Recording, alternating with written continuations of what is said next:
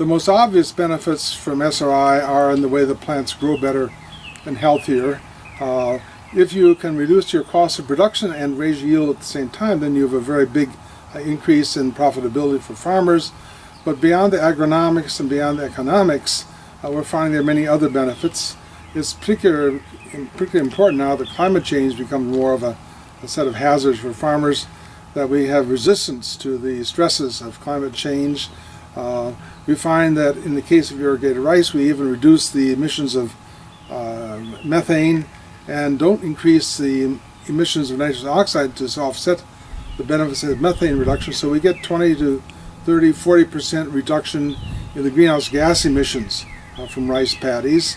It turns out that the crops usually mature 5, 10, even 20 days sooner, so that you can even get a second crop in, or at least you have the crops less exposed to pests and disease and weather problems.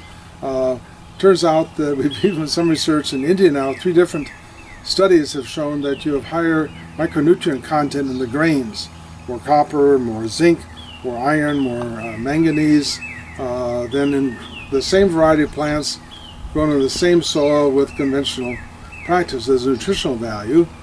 And one of the things which we've learned is that the change in methods is beneficial particularly for women in places where they bear the brunt of the labor for rice production. I'll never forget my visit in Sri Lanka when I first heard this from women themselves.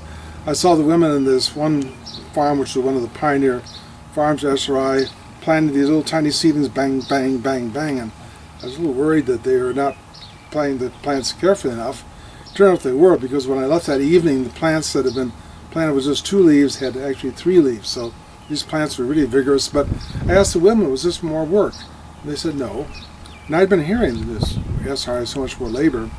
And I said, it's not more work? And the women insisted, no, it's easier for them. And one woman reached back and said, and there's less back pain. And that really made a huge impression upon me.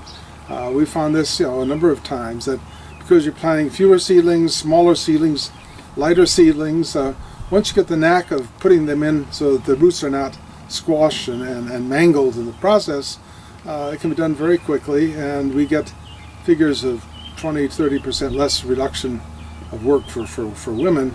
In a study done in India, for instance, it turned out there was an average 8% reduction in labor per hectare, but women's labor went down by 25%, while men's went up by 60%, because the men took over the weeding job with the mechanical weeder, because that was man's work.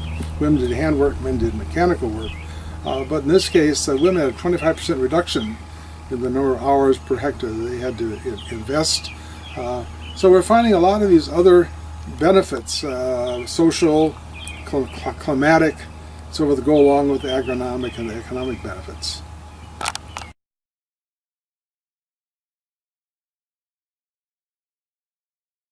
Well, in Latin America, we've had less uptake of these ideas than in Asia and Africa, in part because in Latin America, the rice production has to deal with questions of labor constraint. There's less labor availability in the rural areas than there is in most of Asia or even in parts of Africa. The first mechanization of SRI was done by a farmer in Costa Rica, Oscar Montero, and what he did was to get a Japanese mechanical transplanter and adjust it so he had the spacing 22.5 by 22.5 centimeters, and he went from a 4-ton yield in his farm to an 8-ton yield the first time he did it, and cut his labor costs by mechanizing that part of it. We're also now getting mechanization of the weeding process, so the soil aerating process of turning up the soil to control weeds, which has benefits for the plant's growth, is also possible. So we're starting to get now uptake of SRI in a number of Latin American countries, but it's going to require, I think, considerable mechanization for it. Where are we going to go with SRI? SRI really represents a new way of thinking about agriculture. It doesn't think that success depends entirely upon new varieties or new seeds. You can use new varieties and new seeds to great advantage. All of our highest yields have come with the improved varieties, but you see that the greatest productivity comes when you can capitalize upon the processes and the potentials that exist in the plants and in the soil systems they grow in. I haven't mentioned the extent to which SRI really depends not just upon what's in the plant, but what's in the soil systems. To understand the soil is a living superorganism, you might say.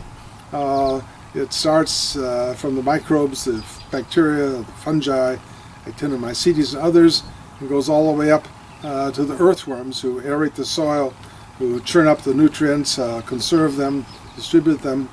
And so having a very dynamic soil system is part of the SRI strategy.